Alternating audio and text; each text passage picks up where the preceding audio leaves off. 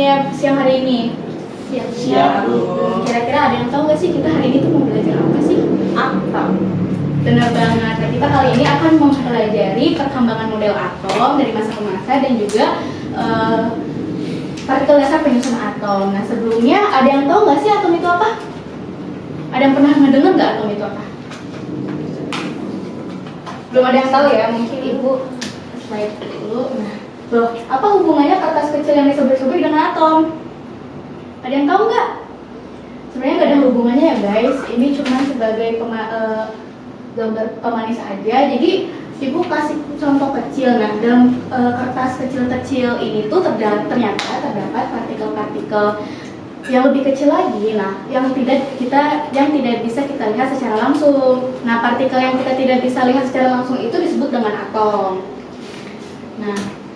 Nah, ini merupakan timeline atomnya guys, yaitu bola kecil yang dikemukakan oleh Dalton, kemudian selanjutnya ada roti kismis yang dikemukakan oleh Thomson, kemudian ada planet yang dikemukakan oleh Ernest Rutherford, kemudian Niels Bohr yang dikemukakan oleh Bohr, dan kemudian terakhir yaitu kuantum yang dikemukakan oleh Edwin Schrödinger. Nah, sebelum Dalton ternyata ada ilmuwan dari Yunani yang bernama Demokritus. Demokritus mengungkapkan bahwa atom berasal dari dua kata. Nah, A yaitu A merupakan tidak, Thomas merupakan Thomas merupakan tidak terbagi. Nah, artinya atom merupakan partikel kecil yang tidak dapat dibagi-bagi lagi. Nah, kemudian selang beberapa masa datang ilmuwan dari Inggris yaitu John Dalton, di mana Dalton mengemukakan bahwa atom berbentuk bola pejal yang dimana tidak bermuatan. Disebutkan juga dalam postulat Dalton yaitu setiap unsur tersusun atas partikel-partikel kecil yang tidak dapat dibagi lagi. Kemudian unsur yang sama tersusun dari atom yang identik, unsur yang berbeda tersusun dari atom yang berbeda juga. Kemudian ada atom-atom bergabung membentuk senyawa dengan perbandingan bilangan bulat dan sederhana. Selanjutnya dari teori Dalton tadi dikembangkan oleh Thomson. Nah, Thomson ini mengemukakan bahwa atom berbentuk seperti bola pejal tetap yang bermuatan positif, tetapi diselimuti oleh partikel-partikel elektron di permukaannya. Nah, kenapa bisa begitu? Ini didasarkan pada eksperimen yang ia lakukan, di mana Thomson meletakkan plat negatif dan positif. Nah, kemudian plat itu dipancarkan oleh sinar. Ternyata katoda menjauhi plat negatif dan mendekati plat positif, yang dimana itu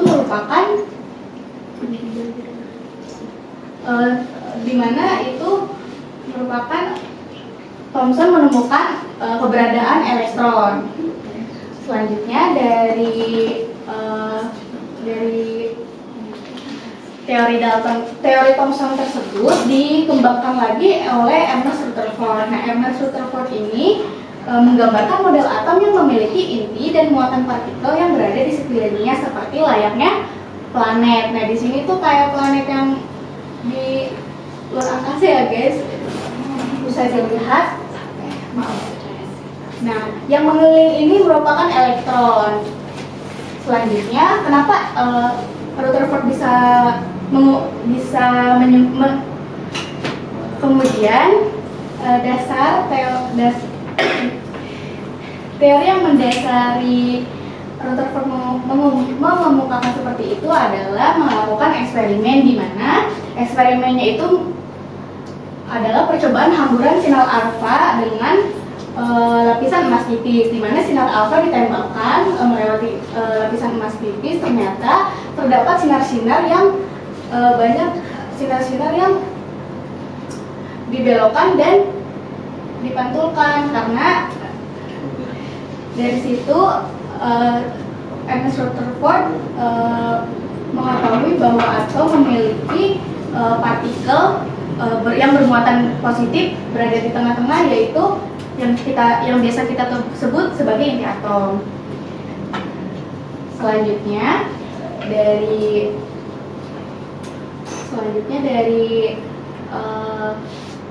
teori atom Ernest Rutherford tersebut disempurnakan oleh Niels Bohr. Niels Bohr mengemukakan postulat yang menjelaskan kestabilan atom dan posisi elektron pada lintasan tertentu yang stasioner disebut dengan orbit. Nah, dari tadi kan sebelumnya Ernest Rutherford itu tidak bisa menjelaskan bagaimana elektron bisa jatuh ke dalam inti atom, sedangkan elektron selalu berputar terus mengelilingi inti atom. Nah, di sini Niels Bohr menjelaskan bahwa elektron tetap pada stasionernya, yaitu elektron tidak akan jatuh atau berpindah tempat kecuali elektron itu melepaskan atau mengikat energi. Nah, selanjutnya yaitu mekanika kuantum. Nah, mekanika kuantum ini ada beberapa peneliti yang mengemukakan pendapat. Yang pertama yaitu Louis de Broglie pada tahun 1923 mengemukakan bahwa elektron dalam atom dapat dipandang sebagai partikel dan gelombang. Kemudian 3 tahun setelahnya Erwin Schrödinger mengemukakan kesamaan gelombang dalam atom.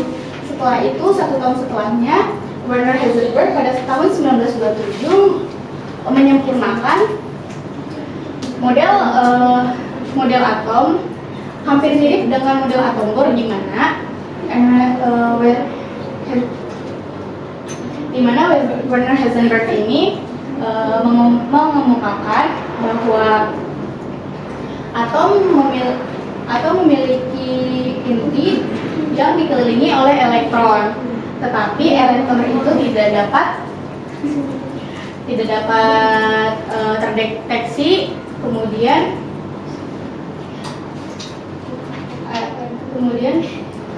di sini ada peluang terbesar keberadaan elektron dalam atom yang disebut orbital. Nah, tadi elektron yang tidak bisa kita terdeteksi ini disebutkan dengan asas ketidakpastian posisi elektron. Nah, orbital ini nanti membentuk suatu kelompok yang dinamakan subkulit. Nah, dapat disimpulkan satu kulit tersusun dari subkulit, satu subkulit tersusun dari orbital, dan satu orbital menampung maksimal 2 elektron.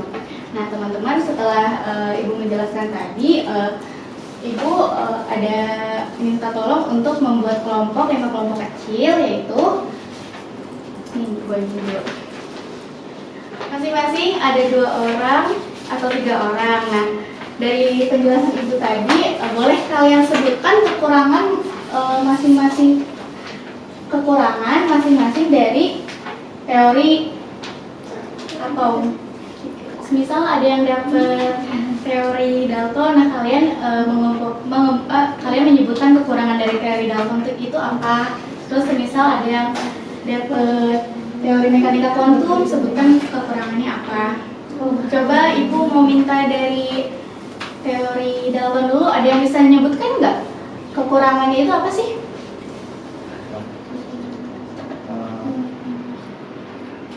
Iya, ada yang bisa menyebutkan nggak teori Dalton itu apa kekurangannya? Tidak dapat menjelaskan sifat listrik atom. Benar banget ya, teori Dalton itu tidak dapat menjelaskan sifat listrik atom, padahal pada kenyataannya atom-atom itu masih bisa membentuk partikel subatomik. Kemudian untuk teori Thomson ada yang bisa menyebutkan? Ya, Ajeng. Oke, Sophie ya, boleh. Tidak dapat menjelaskan susunan muatan positif dan negatif. Betul banget, makasih ya Sophie. Kemudian dari Rutherford ada yang bisa menyebutkan kekurangannya apa? Tidak dapat menjelaskan mengapa elektron tidak jatuh ke dalam inti atom. Baik, terima kasih Najwa, benar sekali ya. Kemudian selanjutnya yaitu Bohr, ada yang bisa menjelaskan kekurangannya itu apa? Ya, boleh Fikri? Tidak dapat menjelaskan intensitas spektrum lebih lanjut. Boleh dikencengin suaranya?